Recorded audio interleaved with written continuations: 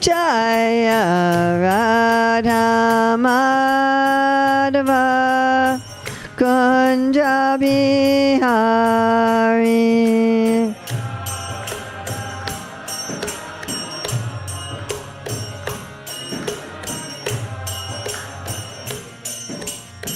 Gopi Jana Vallabha Girivaradari.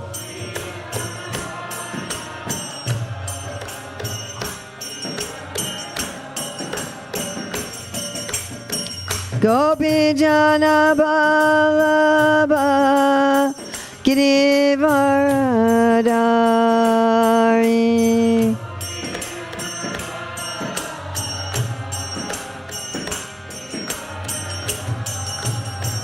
Yasodanandana Braja Janaranjana.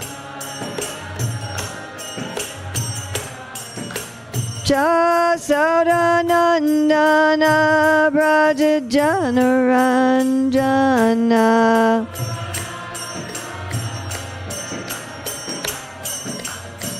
Yamuna Tira Vanachari.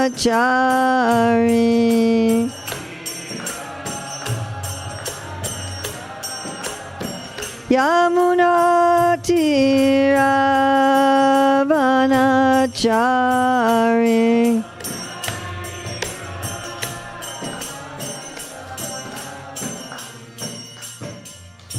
Jai Om Vishnupad Paramahamsa Parivrajikacharya Asatara Sata Shri Śrīmad His Divine Grace A.C. Bhaktivedanta Swami Maharaj Prabhupada Ki Jai. ISKCON Founder Acharya Srila Prabhupada Ki Jai. Anantakoti Vaishnav Vrinda Ki Jai. Namacharya Srila Haridas Thakur Ki Jai. Prem Shri Kaho Shri Krishna Chaitanya Prabhu Nityananda Shri Advaita Gadadhar Shivasadi Gaur Bhaktivinoda Ki Jai. Shri Shri Radha Krishna Gopinath Shai Mukunda Radha Kunda Giri Govardhana Ki Jai. Vrindavan Dhama Ki Jai, Mathura Dhama Ki Jai, Navadvip Mayapur Dhama Ki Jai, Jagannath Puri Dhama Ki Jai, Gangamaya Jamuna Devi Ki Jai, Bhakti Devi Ki Jai, Tulsi Maharani Ki Jai, Samaveta Bhaktivinoda Ki Jai, Gaur Premanande.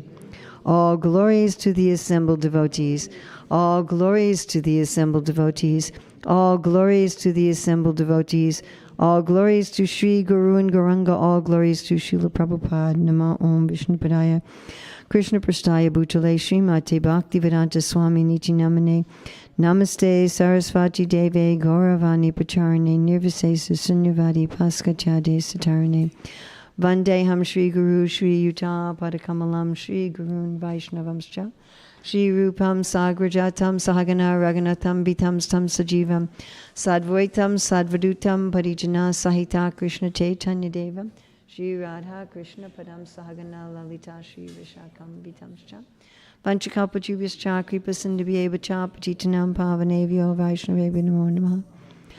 Om Namo Bhagavate Vasudevaya. Om Namo Bhagavate Vasudevaya. Om Namo Bhagavate Vasudevaya. So it's May 30th, 2025, Bhaktivedanta Manor in London. We're reading from Śrīmad-Bhāgavatam, Canto 3, Chapter 11, Text 1. Maitreya Uvacha Charama Sadvisheshanam Aneko Samyuta Sada Paramanu Savigneyo Nirnam Aikya Brahmo Yata. Maitreya Uvacha. Maitreya said, Charamaha, ultimate, sat, effect, visheshanam, symptoms, anekaha, innumerable, asamyutaha, unmixed, sada, always, parama anuhu, atoms, saha, that, vigneyaha, should be understood, nunam, of men, Aikya, oneness, Brahma, mistaken, Yataha, from which. Translation by A.C. Bhaktivedanta Swami Prabhupada. The material manifestation's ultimate particle, which is indivisible and not formed into a body, is called the atom.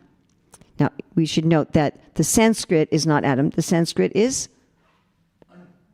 Paramanu. Not just Anu, but Paramanu, the most small. It exists always as an invisible identity, even after the dissolution of all forms. So it's indivisible and invisible. The material body is but a combination of such atoms, but is misunderstood by the common man. Srila Prabhupada's purport. The atomic description of the Śrīmad-Bhāgavatam is almost the same as the modern science of atomism. So it's almost the same. Of course, since Prabhupada wrote this, there's been so many smaller particles than the atom discovered. And this is further described by the Paramanu Vada of Kannada. In modern science also, atoms are accepted as the ultimate indivisible particles of which the universe is composed. So again, that was true when Prabhupada wrote this, but at this point, the smallest individual particles are smaller than atoms. Śrīmad-Bhāgavatam is the full text of all descriptions of knowledge, including the theory of atomism. The atom is the minute, subtle form of eternal time. Maitreya Uvacha Charama Sad Visheshanam Aneko Samyuta Sada Paramanu Savigneyo Nirnam Aikya Brahmo Yataha. The material manifestation's ultimate particle, which is indivisible and not formed into a body, is called the atom. It exists always as an invisible entity, even after the dissolution of all forms. The material body is but a combination of such atoms, but it is misunderstood by the common man. So I was recently at the ISKCON Communications Conference in Italy at Prabhupada Desh, and the devotees from the Bhaktivedanta Institute happened to read this sentence, the atom,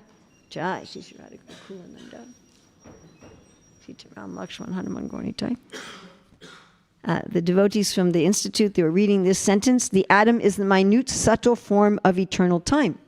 And I said, well, that's quite a statement. I said, what verse and purport is that? Where's that from? Oh, it's from 3:11:1. Oh, okay. Can you send me any information about this? So Akandani Prabhu, he sent me all his notes about this purport, right? So then I come here and I find, what verse am I talking about? I wrote to him, I said, you're not going to believe what verse they're having me talk about. The same one that you were talking about in Italy. This was one of these sentences, I've read the Bhagavatam so many times, heard it so many times, but I didn't remember this sentence. The atom is the minute, subtle form of eternal time. Somehow that sentence didn't hit me the other times I read it.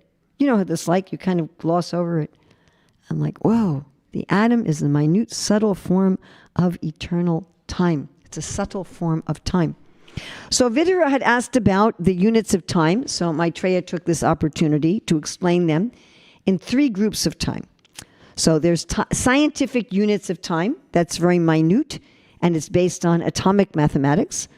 Then there's practical units of time, based on the movements of the sun and the moon, and we use those in our everyday life. Yes. Then there's historical units of time, like yugas, right, and Lord Brahma's day, very, very large. So time, Maitreya is explaining, is an energy of Krishna, the all-attractive, which allows the changeless to experience change. We are actually changeless, correct? Krishna says this in the Bhagavad Gita, that we are changeless and he is changeless. But in this world, we're experiencing constant change, and this is done by time. Now, we can only know time by the changes it enables. That's also a very important concept. So my godbrother Mataresh had written 2 articles in Back to Godhead on time. You can still find them online. And he notes that time being the first impetus in the material creation. First there's time. The glance of the Lord on the material energy is identified as time. That glance is also identified as what personality? Sadashiva, yes, which we'll be getting to momentarily. So time is hitting the material energy, which is in the form of pradhan. Pradhan means that it's broken up into its smallest bits that can no longer be identified as anything in particular. So we could say that that is the atom. That when you break up matter into atoms, you can no longer identify it as particular things. Correct? Right? If we're identifying in terms of the way the scientists talk about elements, not the way the Shastra talks about elements, oxygen and hydrogen and gold and things like that. Those are different combinations of atoms into molecules. And as soon as you break them up into atoms, you can no longer distinguish one thing from another. Is this clear to everybody? Yes?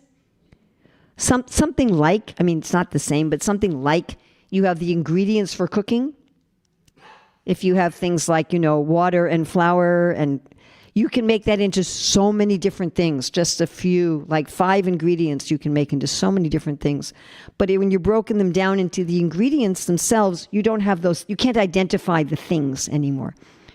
You can't say, well, here's a donut and here's a pancake and it's just the ingredients. So if you break things down into atoms, there's no longer trees and birds and curtains, and it's just, so this time hits this pradhan, and by hitting the pradhan, then it forms first into the modes of nature, and it forms first into space, which is, think about this, so before time hits the pradhan, there's no space. Can we even conceive of that? That there's no space. Huh? And then within space, gradually there becomes gases and radiant energy and liquid energy and solid energy and so forth. And then Brahma is there, and he takes now these more ingredients and he forms them into the creation. So each of these Mahabhutas, space, gases, radiant energy, liquid energy, and solid energy, we have a corresponding sense organ by which we can perceive it. We can produce space with our we can access space with our ear. Right? We can access earth with smell. We can access water with taste. Like, if you dry, we did this when we were children, you dry your tongue off with a paper towel, and then you put something on it and you can't taste it because there's no liquid.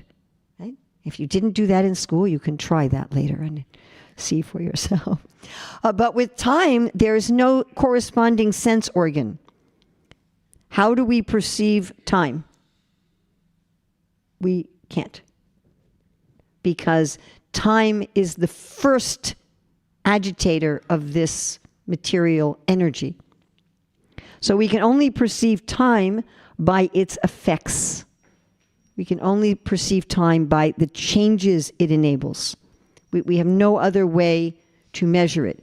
We measure it by movements of heavenly bodies, and we measure it by changes, especially by decay. Now, why do we care about this? And I will fully and freely admit that the first time I read this section of the Bhagavatam, I read it wholly and solely out of duty. Because I was told, you have to read through the Bhagavatam from beginning to end. Now, that's not absolutely true. Otherwise, we couldn't let anyone come in this class who hadn't read the whole Bhagavatam up until now. So that's not like an absolute thing. And we couldn't distribute Krishna book to people because they probably haven't read the first 9 cantos of the Bhagavatam. But anyway, in general, one should read consecutively because one consecutively understands philosophy. So at that time, I was in the movement, I guess, a year or so, year and a half, something like that. And I'd had a baby, and because I had a baby, I wasn't allowed to do much service in the temple because I was considered unclean having a baby. So I'd come to the morning program and the evening program, and otherwise I was home with my baby. So what am I going to do all day? In those days, we were told that if we didn't eat the temple prasadam, we were in Maya. That if we cooked at home, we were in Maya. So I had only one pot of 1 liter to heat up milk. Right? I didn't really have like a kitchen. And we also didn't have any furniture. I mean, we had literally one rocking chair. That was the only furniture we had, which made the house very easy to clean because there was nothing to clean. We just put out a sleeping bag on the floor at night. So to clean every single square centimeter of my very small flat, it only took me a half an hour. Right? So then what was I going to do all day? I used to also answer correspondence with the BBT. They'd send me a big envelope of letters, and then I would type the answers on a typewriter and mail it back to the BBT, and they would mail it out to the people. But what else was I going to do? So I was reading Prabhupada's books all day. Of course, I was being told every day in Bhagavatam class how much Maya I was in being a householder with a child, but that's another story. So I was reading Prabhupada's books all day, considering that I was in Maya just reading Prabhupada's books all day. And I thought, oh, I have to read in order. So I got to this particular chapter, and I'm like, huh? What? What is this doing here? What is this about? Why do I have to read this? Okay, I'll read it. So I was reading it, but I don't think I assimilated it much. I was taking a lot of notes at that time on the Bhagavatam, on little cards, like little index cards. I had a file with headings and stuff. But I don't think I took any notes on this chapter, which is probably why this sentence that the atom is the minute subtle form of eternal time never really hit me, even in my subsequent readings of the Bhagavatam.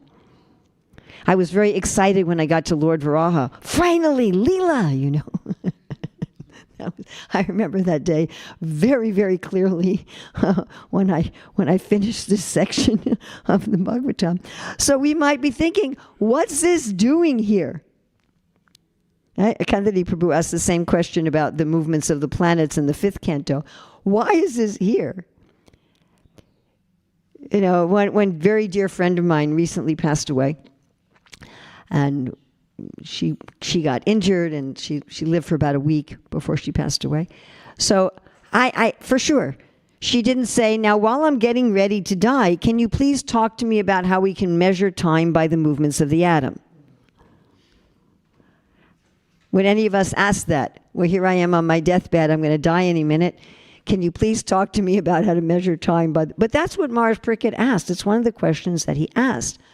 And we're already here in the 3rd canto. I'm sure he's already, at least a day has passed, correct? Of his 7 days. He must be down to 5.5 or 6 days when this is being discussed. So why is it being discussed? This is a very important question to ask. All these topics must be very important, irrespective of the fact that my 19-year-old self didn't think so.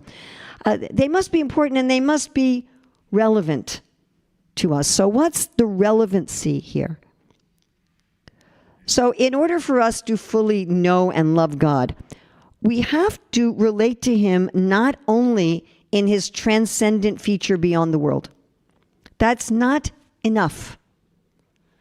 Even if you're a cloistered monk at the top of a mountain who never sees anybody else and just puts down a bucket through a hole in the floor to get food. There are monasteries like this, right?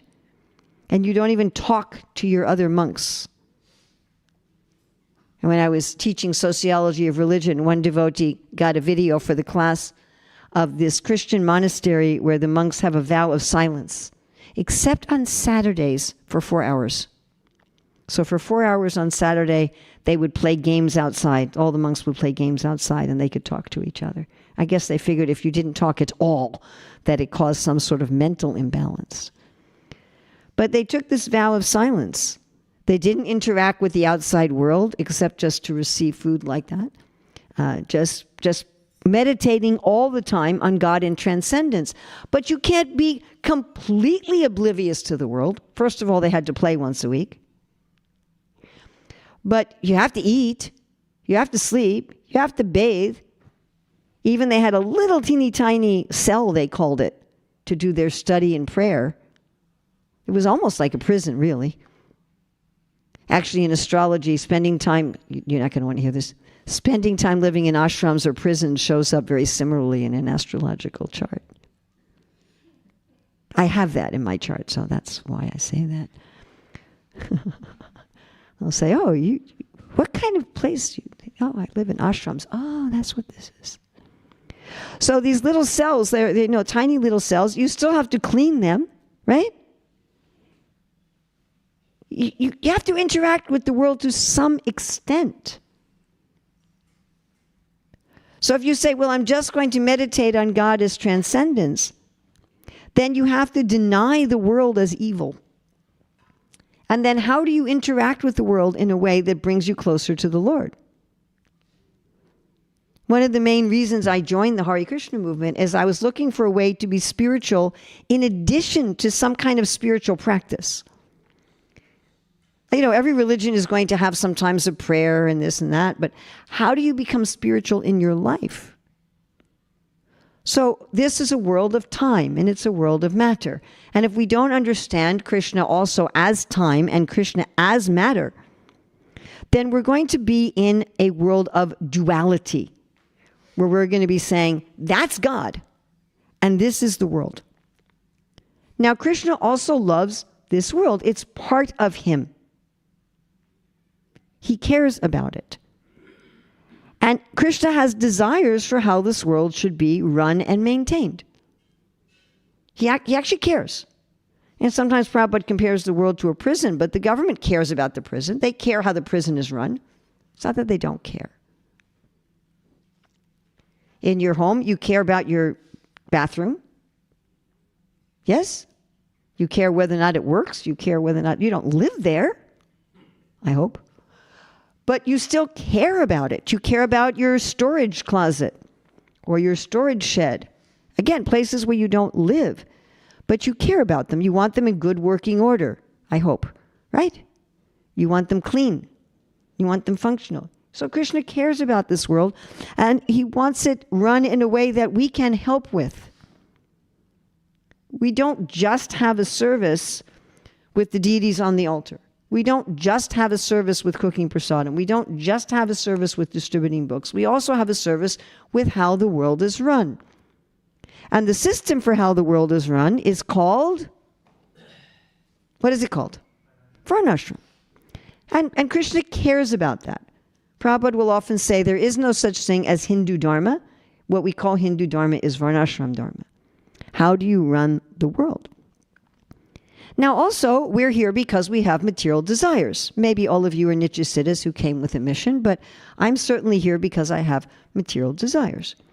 And we need to dovetail those desires in service. We cannot kill those desires because then we would be dead ourselves. So we have a mission to do for the Lord in this world, not just in our sadhana, and we also need some way to use our desires in service. As Krishna tells Arjuna, you're going to act according to your nature, either for me or for Maya. So how are we going to do that? Then we have to have this vision of Achinta Bheda Bheda Tattva. We have to have this vision of how the Lord is simultaneously transcendent, but he's also in this world. And this verse is talking about how the Lord is in this world as the Paramanu. And that this Paramanu is two things. It's matter, and it is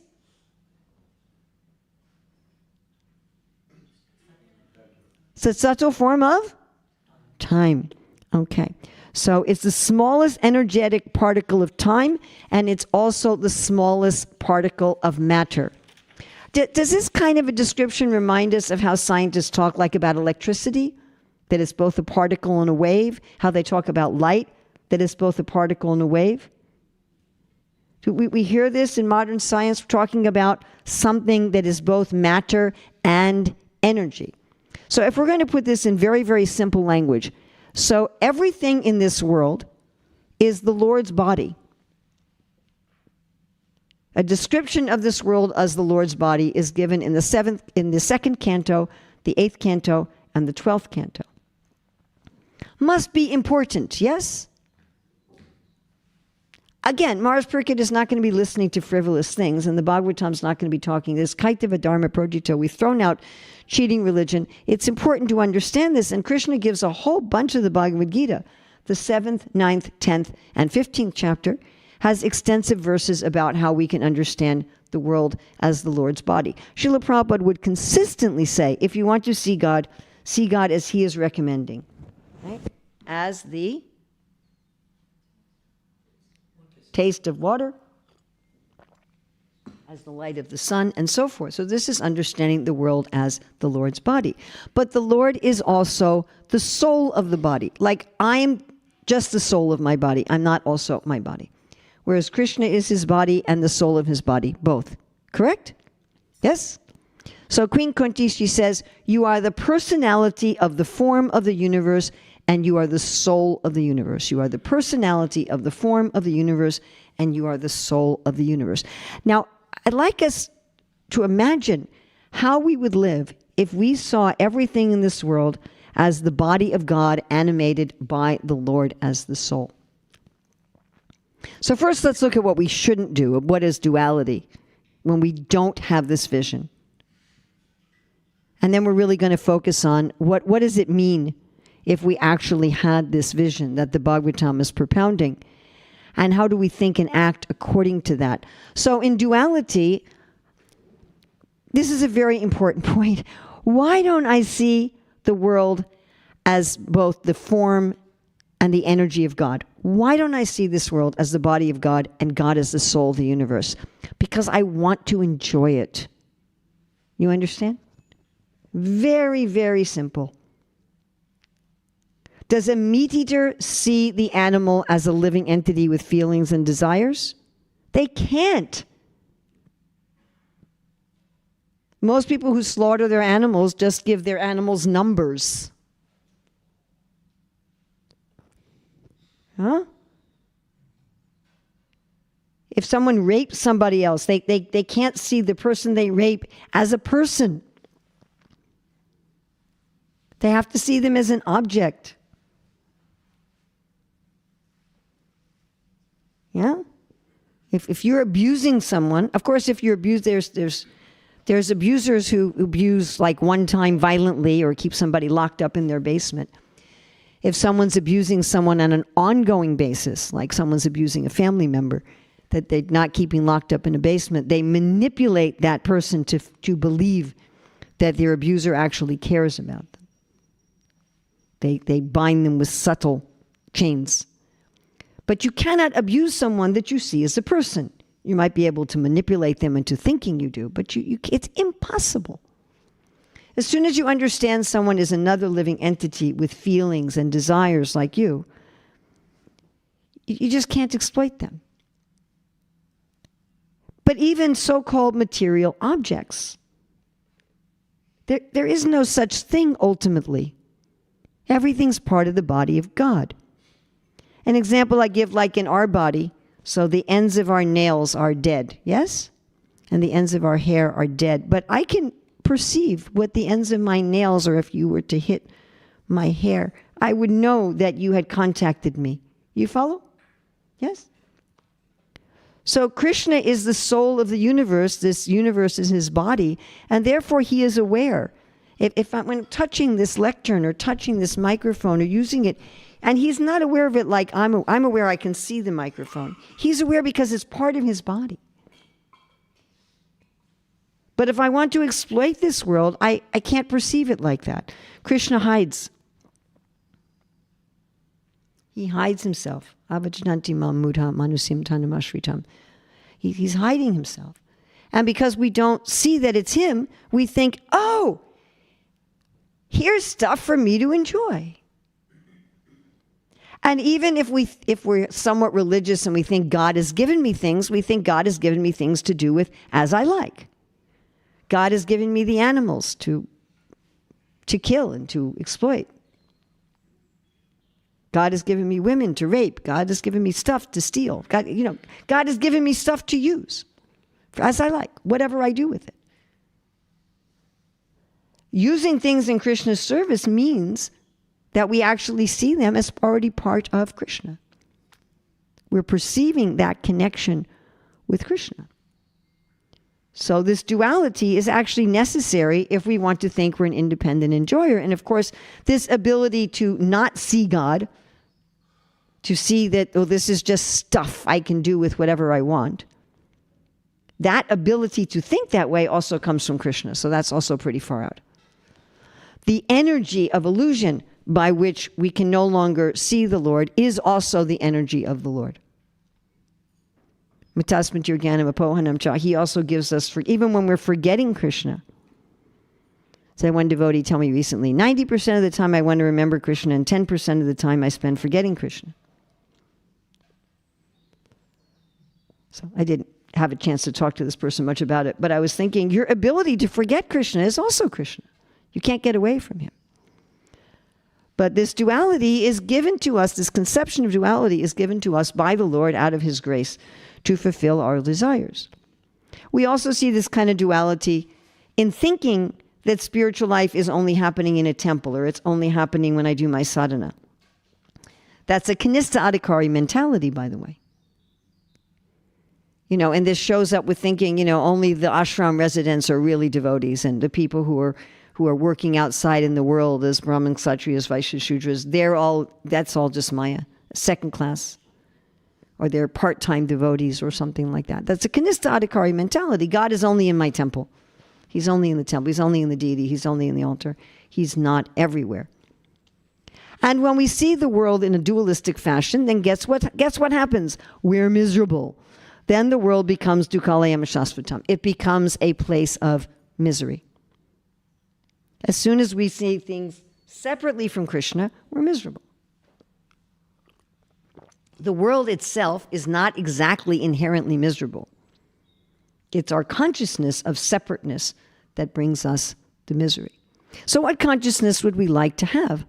So in researching this verse, first I looked at the verse, I'm like, oh my God, I actually have to speak on this. And then I thought, well, I just got all this material from Nakandani. I can look at that. And then something else occurred to me. If the paramanu is the smallest form both of matter and of the energy that activates matter, then that means it is both the efficient cause and the material cause. Whoa, I thought, I know some place where the efficient and material cause is discussed. Does anyone know where that is? Come on, I know this is a scholarly temple. This is the test to see, do you read Srila Prabhupada's books? Well, but there's a specific place in our books where the efficient cause and the material cause is discussed, and it's discussed in relationship to a particular personality who happens to be in a painting on the wall behind me. I'm giving you more and more and more and more hints. No. Aw, good guess. Good try. Okay, I talked about it a little bit early on in the class. The Lord's glance, his time. Huh? Advaita Charya. From Adi 6, 17 to 21. This is just the translation. Lord Vishnu, in his efficient aspect, glances over the material energy, and Shri Advaita, as the material cause, creates the material world. Although the Sankhya philosophy, which is what the section of the Bhagavatam we're getting there, accepts that the material ingredients are the cause. The creation of the world never arises from dead matter. The Lord infuses the material ingredients with his own creative potency. Then, by the power of the Lord, creation takes place. In the form of Advaita, he infuses the material ingredients with creative energy. Therefore, Advaita is the original cause of creation. Sri Advaita Charya is the creator of millions and millions of universes, and by his expansions as Garbhodakshai Vishnu, he maintains each and every universe. So Advaita Charya is a manifestation of the Paramanu, actually. Is further expanding Śrīmad-Bhāgavatam Vishnu. Śrīmad-Bhāgavatam Vishnu is also the Paramatma and the Paramanu. The Paramatma enters into every Paramanu, which we loosely translate as atom. But the Paramatma enters into every Paramanu and is the Paramanu. So the Lord is the Paramanu, and the Lord also infuses the Paramanu with his energy of time. He is the body and he is the soul. And the personality of the Lord who does this is who? Come on, now you should all get this right, unless I'm a terrible, terrible teacher. Advaita Charya. Am I that bad? I should give myself a failing grade here. or else you're all afraid to get it wrong. And then I should also give myself a failing grade that I've made you all so nervous that you're all afraid to get it wrong. The particular personality who is the efficient and material cause, who is himself the Paramanu, and also the energy of time that infuses the Paramanu, is Advaita Acharya. Is that cool? I think that's totally cool. I read that, I'm like, yes. Then another one of my absolute favorite verses, this is a favorite verse, it was a favorite verse, of my late godbrother Sadaputta, in trying to also explain scientific basis for Krishna consciousness, right? The name of that book that Prabhupada gave to Bhakti Swarup Damodar. And that's from the Brahma Samhita 535. Ekopya Saurachaitam Jagadanda Koti Achakturasti Jagadanda Chayatananta Andantarasta Paramanu Chayantarastam Govindamadi Purusham Tam Maham Bhajami. So this is a nice verse about the Paramanu. And the translation we have that's attributed to Srila Bhaktisiddhanta Saraswati Thakur is he is an undifferentiated entity, as there is no distinction between potency and the possessor thereof. So again, we're looking at this Paramanu as both the substance and the energy. In his work of creation of millions of worlds, his potency remains inseparable. All the universes exist in him, and he is present in his fullness in every one of the atoms that are scattered throughout the universe at one at the same time. Such is the primeval Lord whom I adore. And the purport, which is also attributed to Srila Bhaktisiddhanta Saraswati Thakur, is Krishna is the highest of all entities. In him is an entity which is termed Chit, spiritual, which is distinct from the principle of limitation. By his inconceivable power, he can at will create numberless universes. All the mundane universes owe their origin to the transformation of his external energy. Again, his abode is beyond human conception. Since all worlds, limited and spiritual, Chit exist in him, and he resides simultaneously in his fullness and entirety in all the atoms of the world.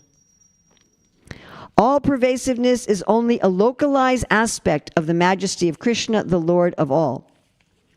Although he is all pervasive, yet in his existence everywhere in a medium shape consists his spiritual lordship beyond human conception.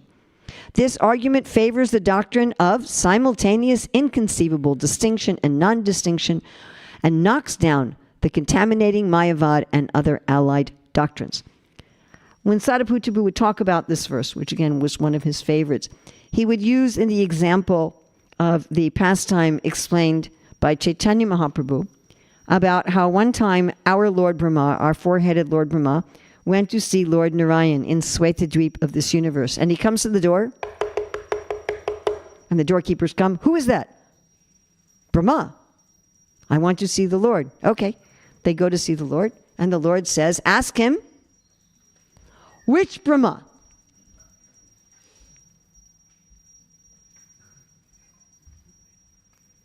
Which Brahma? Goes back, which Brahma? Which Brahma? Like, what's which Brahma? There's only one Brahma in the universe. I'm the father of the four Kumaras. My dear Lord, it's the four-headed Lord Brahma, the father of the four Kumaras. All right, show him in. So he comes in, and what does he see? Who does he see? So many Brahmas, right? He asked the Lord. He said, why'd you ask me? Why'd you ask me? Which Brahma? What kind of a question is this? And the Lord then shows him. There's Brahmas with 10 heads. 10,000 heads. 10 million heads. He must be pretty smart. These heads represent directions, by the way. Wrap your head around that one. There's a universe that has 10 million directions. They must have an interesting compass. And they're all bowing down to the Lord. And the Lord says, so, how is everything? Right? Like we see somebody. On my way here to the temple, I saw some lady. How are you doing? And I thought, do I tell her I have a broken hand, or do I just say everything's fine? So I said, everything's fine. And then she says, I said, how are you? Everything's fine.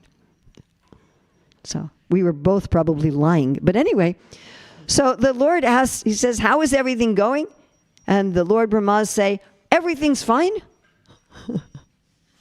I'm sure there was some problem in their universe. But they say, by your mercy, all the demons have been defeated in all directions. Now, it's explained that each of these Lord Brahmas thought Krishna was only in his universe. So our Lord Brahma saw the Lord is in one place. And all the Lord Brahmas are coming to that one place. And our Lord Brahma saw all the Lord Brahmas. But the other Lord Brahmas, they only saw themselves and the Lord. They didn't see the other Lord Brahmas. And they thought they had gone to the Sweatadreep in their universe. So Sadaputra Prabhu gives this story as an example of Krishna's inconceivable use of space and time in relation to this verse, Ekopya Chaitam Jagananda Koti, Yat Chaktirasti Jagananda Chayantara, Yat Yandantarasta Panamanu Chayantarastam. So I've given this example many times, but it bears repeating in today's reference to today's verse. So Mother Yasoda looks in Krishna's mouth and she sees what? The universe. We can get a picture of that. We have paintings of it. We can all, remember one of those paintings. We can look at the painting. Oh, I can understand that. Mother Yasoda is looking in Krishna's mouth. She sees the universe. Very clear. But she also sees who inside Krishna's mouth? Herself. She doesn't see a picture of herself. She doesn't see a projection of herself. She actually sees herself. Does this start to get more confusing? When Lord Brahma is praying to Krishna in the 14th chapter of the 10th canto, he said, Mother Yasoda saw the universe, including me, in your abdomen, but she was also seeing you outside, and I'm seeing you outside. How is that possible? That means we're all in the abdomen of the Lord also right now. In some universe, Mother Yasoda is looking in Krishna's mouth and seeing all of us having a Bhagavatam class. Maharaj Prithu's benediction he wanted for was millions of years so he could attend all the Bhagavatam classes simultaneously. Did you ever want to do that? Like you go on Mayapur TV and you're like, okay, how many classes can I listen to today? But you can't really listen to more than once. So he wanted to listen to all of them. So anyway, so Lord Brahma is like, he's saying, how is it that I'm seeing, Mother Yasoda was seeing herself? So that already becomes pretty inconceivable. Okay, let's make it a little bit more inconceivable. So we're in this universe that's already inside Krishna. And in every Padamanu, there's Krishna, as Srila Bhaktisiddhanta Saraswati said, in his entirety. So we can get a picture of that. We've seen paintings of that, all the atoms, and there's the Lord inside the atoms, right? You can picture that? No problem. Can you put them together? The universe is inside Krishna, and in every atom of the universe, there's Krishna. And in every atom of the universe is inside Krishna, who's within every atom, and in every atom, there's Krishna, who's within it. Can you do that? Could we make a painting of that? Could we commission an artist? Therefore, we say achincha.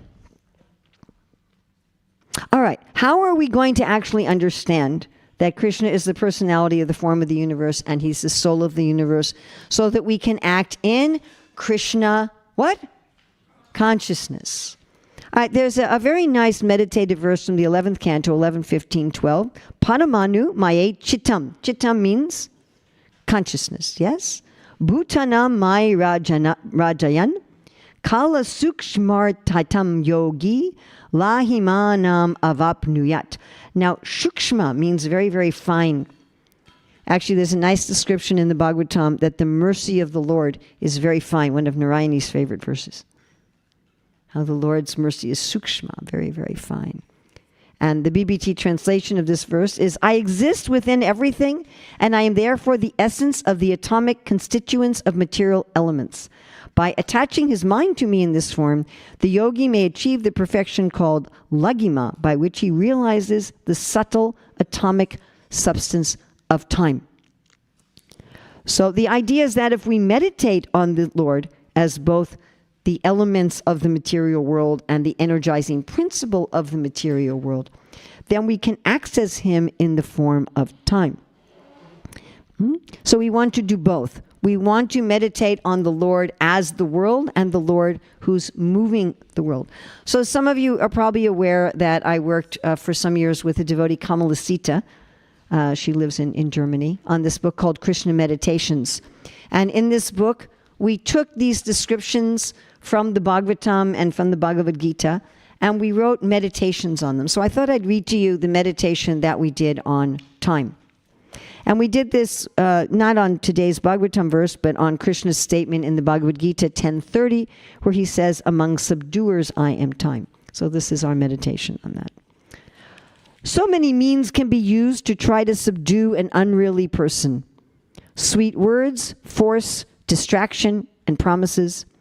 Water can subdue fire, and food can subdue hunger. In the natural world, plants, animals, and humans try to overcome, subjugate, and in some way bring other living entities and matter itself under control. Some of these methods work well, some work poorly, but none is always effective. No matter how expert we are at winning over obstacles, competitors, and enemies, we sometimes lose, and sometimes there is no clear winner at all. Yet one subduing force always wins, and that is time. Time eventually breaks everything down and back to its original parts. So does that also relate to today's verse? Right? That when there's destruction, everything is broken back down into the Paramanu.